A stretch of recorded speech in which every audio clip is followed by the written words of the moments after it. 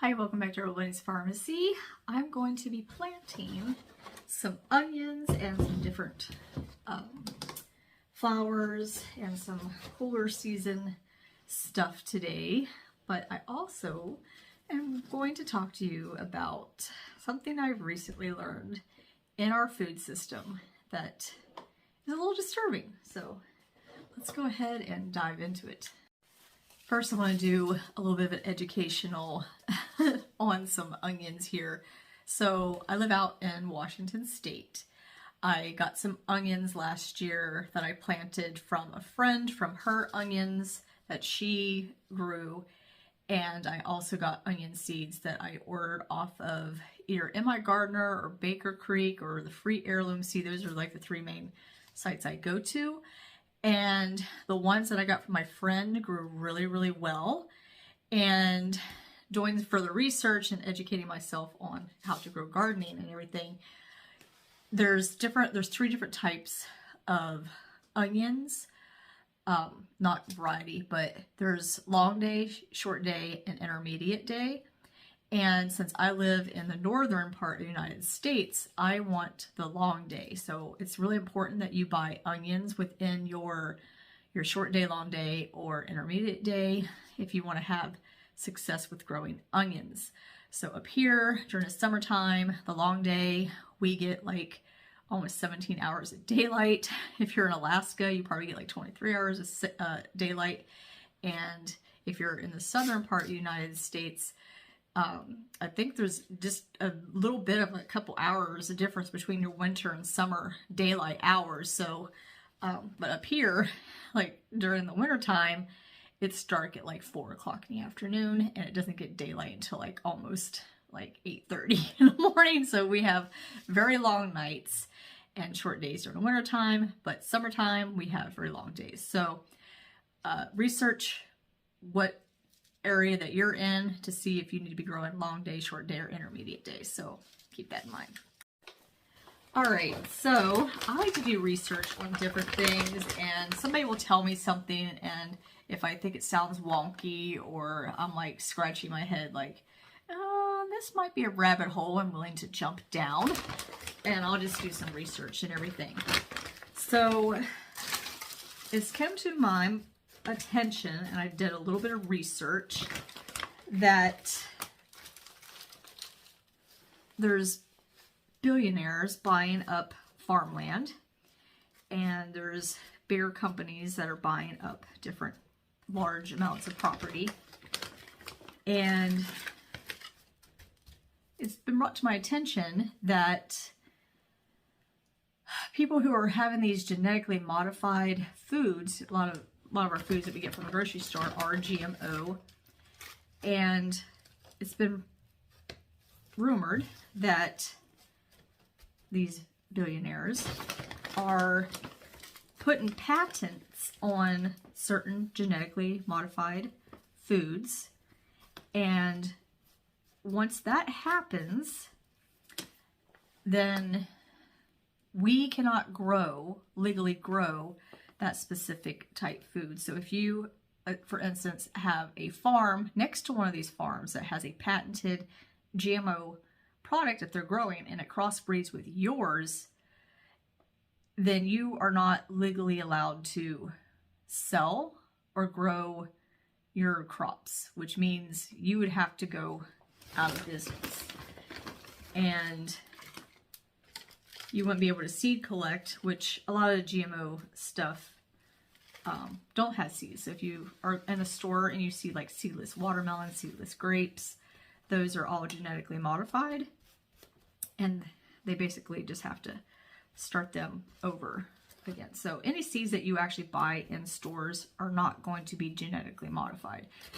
You have to own like some sort of corporation to get genetically modified stuff. However, it can crossbreed with yours. If you have bees and they're crossbreeding with your heirlooms or whatever you're growing, then you can get a weird variety or whatever, but it wouldn't be genetically modified because, like I said, most of them don't have seeds when they do genetically modify them. it's kind of scary that they're putting these patents on these food. So here's my thought. You control the food, you can control the people.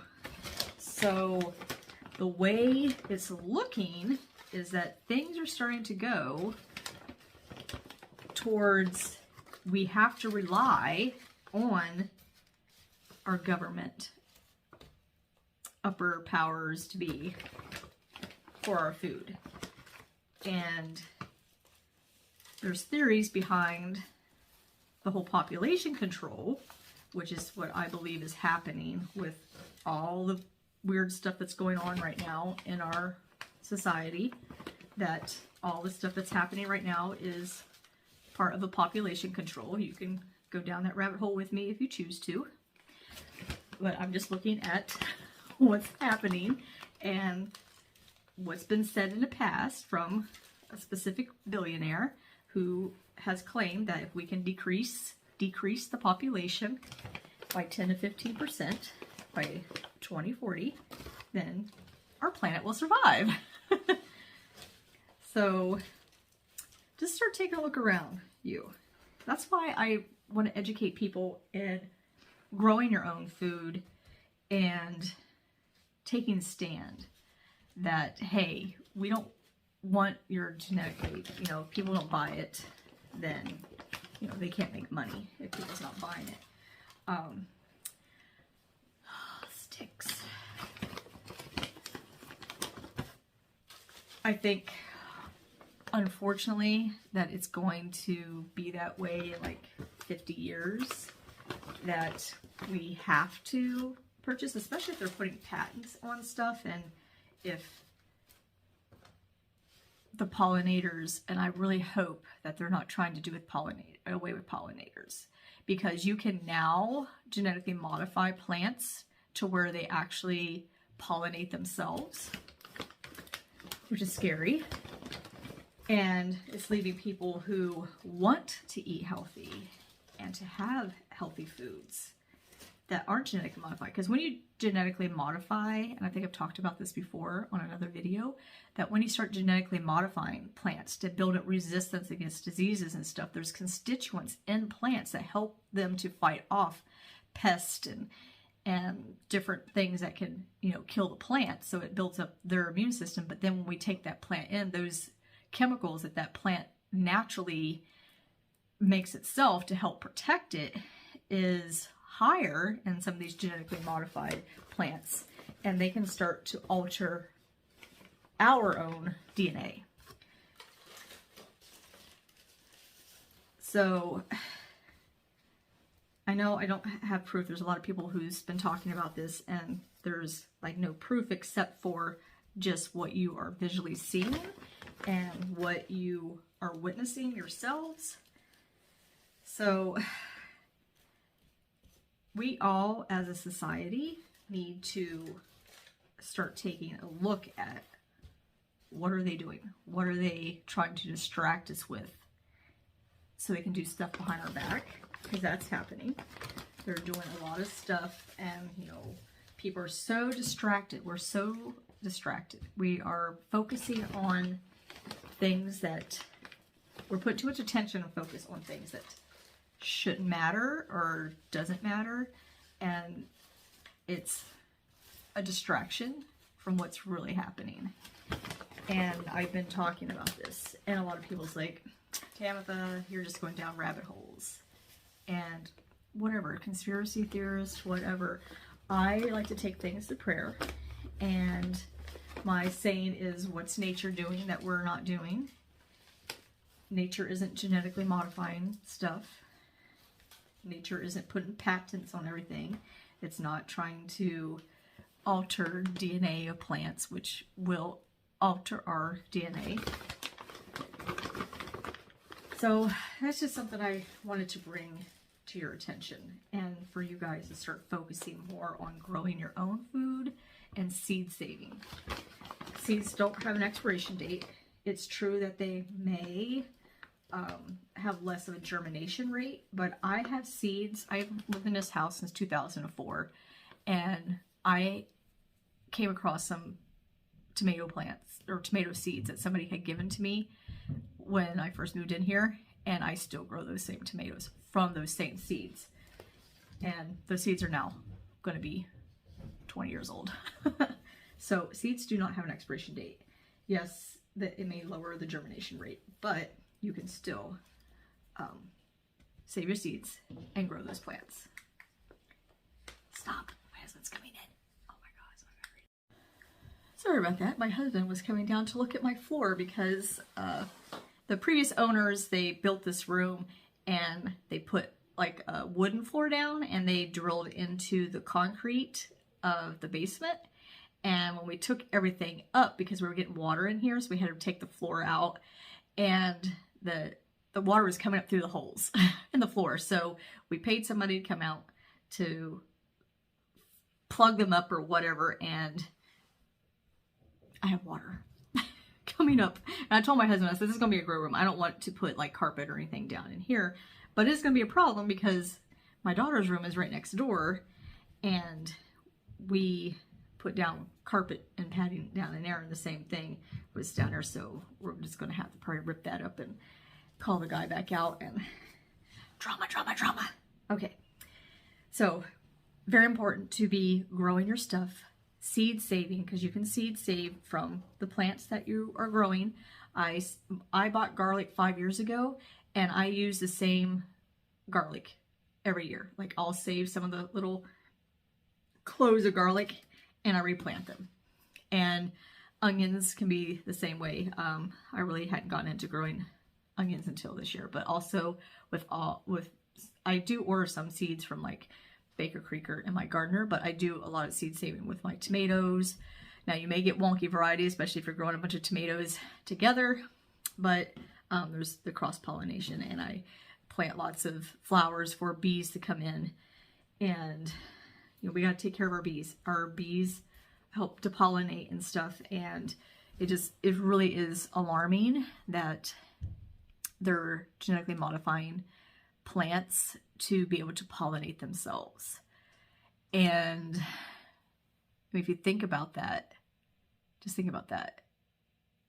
If they're creating plants to pollinate themselves, they don't want us to grow our own food. They're planning to do something. I mean, the bees are already decreasing population, and it may be because of the cell phone towers. I've heard, you know, conspiracy theories on that, which I can believe it because they have little tiny brains, and the cell phones are, you know, these 5Gs and stuff that's going around. So just start paying attention to your environment.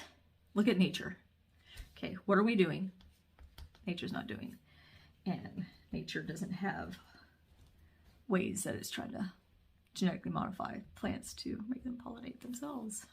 God made bees for a reason. All right. What else did I want to talk about? Let me think for a second. I guess I can real quick just kind of tell you some of this other stuff. So I have lots of yarrow. I have yarrow growing everywhere. It's awesome. And they produce, like one plant will produce like hundreds of little seeds. So, but I wanted to get this one here, little fruit bowl. I do have some that's different colors, but I like to try different things. So I'm going to be planting those ones and some different types of strawberries. I have strawberries coming out of my ears already, but here we are. And then there's some different huckleberries that I plan on growing. This is blackberry, but it looks more like a blueberry. And even the pictures online made it look like more of a little shrub instead. I have lots of blackberries, and that doesn't look like blackberry. It looks like a blueberry, so we'll give those a try. And some more huckleberries, and I think this was a free packet. All right, so I'm going to be starting these. And on the back of these, it will tell you like how many weeks before, so 8 to 12 weeks before your last frost date, and today is my 12th week before my last frost date. So we are going to be planting those along with my onions. That's what we are doing today. All right, I had a guy, well, this happens pretty frequently, but this is this most recent. A guy had come to me and was saying, hey, you know, I was diagnosed the other day with hypertension, which is high blood pressure. You know, what kind of herb do you have that can help me with my high blood pressure? And the thing I tell people, like, I could easily just sell him some random herb that has been known to help people with blood pressure. But that's not what I like to do. I like to educate people. I don't want to be just somebody that you walk into like an herb store and they just give you something without talking about causation. And I like to tell them, okay, well, I ask them, what's your diet like? And most of them's like, and most people are not interested in changing diet. And this is what I say. I can give you all the herbs that you want, all the herbs that I can sell you, talk you into. Bottom line, it's not going to work if you don't change your diet. Change what's causing the actual sickness, disease, whatever it is. And they just kind of look at you like, you can't just, recommend something. Here's the thing. Pharmaceutical medications work wonders. They work pretty rapidly. Herbs can do the same thing if you put your body in the right condition. That's the difference between an herbal supplement and a pharmaceutical. Pharmaceuticals work fast. They can be effective, sometimes immediately.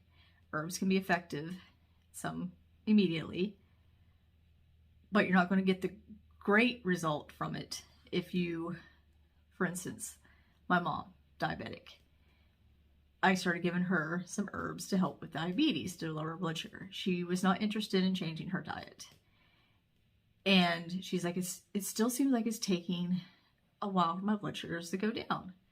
Well, it's because you're still packing in all the sweets and carbs that you shouldn't be eating. As to where she was taking the diabetic medications, she was seeing, pretty fast results. But the problem is still there. You have to work on the problem if you want long-term results. Because if you're diabetic and you've been diabetic for a long period of time and you've been taking medication for it, you probably have at some point increased that medication or been put on insulin or fast-acting insulin, Novolog, or been taking Lantus, and then they just increase the units. Oh, I was taking 20 units, now I'm taking 40 units. That's going to continue because you're not working on what's causing the disease to begin with. Herbs work differently in your body. They can have the same effect if you put your body in the right condition. Like I said, most people are not interested in doing that. We should be interested because chemicals that they're putting in foods, the cancer rates are so much higher now. Blood pressure issues are so much higher now. You have kids, at younger ages that's getting these preventable diseases. They have hyperactive disorders and stuff. And I remember when I was younger, this might have to be another video, but I was put on Ritalin, which was a common medication that they gave kids to help calm them down. Well, our bodies weren't designed, especially at a young age like that, to be sitting in school for 8 hours a day in a seat. So yeah, you're going to have kids that are like hyperactive because they're like sponges, they're absorbing information, and we need to be doing something because we're learning. And throwing us in a schoolhouse for 8 to 9 hours a day, expecting us to sit still, that's just not how our bodies are wired. We are made to move. We look at nature. Animals are always on the move. We're animals. We should be on the move. That's how we get our exercise. That's how we burn off that excess energy. And we should be eating things in nature. We're not doing that. We're sending our kids to school with boxed stuff, Lunchables. Yeah, this will be another video, but you need to work on the actual cause of the sickness, not just throw an herbal remedy or even a pharmaceutical medication at it. Yeah, pharmaceutical is going to get you results, and herbs could give you a little bit of results because my mom's blood sugar did slowly start to go down, but it just would not get into what I would call a healthy range, that where it wasn't considered diabetes. But unfortunately, that's just how most people are. And we have to really take a look. Do I want to just mask some of these symptoms, or do I want to actually fix the problem? Alright, so I got everything all in the tray. I'm just going to spritz the top of these. These are wonderful. I think I got this off of Amazon for like $4 or something. They have different sizes. It looks bigger in the picture. But what I do is I just spritz the top of the seeds, and then I put water, my bottom water. So I usually just stick like, maybe half an inch or so of water, and I'll let it absorb that, and I'll come back and see if it needs a little bit more, and just add just a little bit more at a time.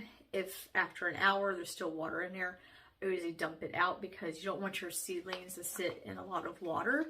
So just a little tip on that. So all right, you guys, I am going to close out the video, and I hope you guys got something from this little bit of educational kind of rabbit hole thing that I've been kind of pursuing down.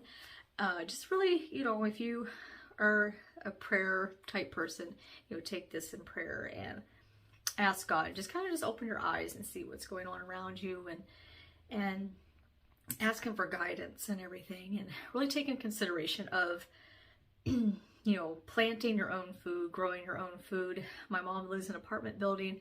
I'm able to grow stuff over there. She has a balcony. Also, we've talked to management over there, and we're able to have like a little section outside to grow something. And I think community gardens are really great start to have. There's several in our areas. And churches also, our church has 7 acres, and so I'm working with them, you know, hey, let's start growing some food so we can start having people come, and we can, you know, give out food to them, give them to the food bank. Our food bank actually has a garden area that they grow food as well. So you just got to utilize your resources when you're gardening and everything. But the main thing that I wanted to talk about today was just what I had heard about the genetically modified food and putting those patents on those particular plants. And if that happens, then, you know, a neighboring farmer won't be able to grow his if they intercrop. So, all right, you guys have a great day. Consider subscribing to my channel if this is interesting content for you. And I will see you guys in another video. Bye.